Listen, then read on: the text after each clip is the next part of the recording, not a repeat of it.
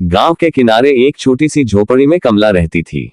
उसका जीवन संघर्षों से भरा था, लेकिन उसकी सबसे बड़ी पूंजी उसका बेटा रमेश था।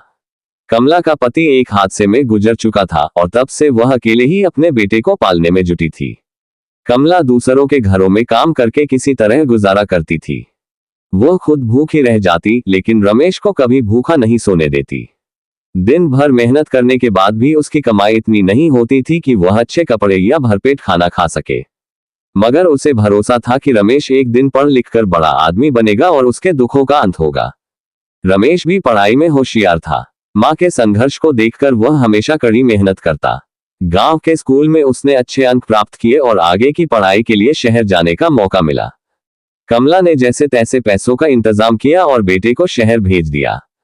वह हर दिन भगवान से प्रार्थना करती कि उसका बेटा सफल हो जाए। समय बीतता गया। रमेश ने शहर में पढ़ाई पूरी कर ली और उसे एक अच्छी नौकरी मिल गई। लेकिन सफलता के साथ साथ उसकी सोच भी बदल गई। वह अब अपनी मां को अपने नए जीवन में बोझ समझने लगा।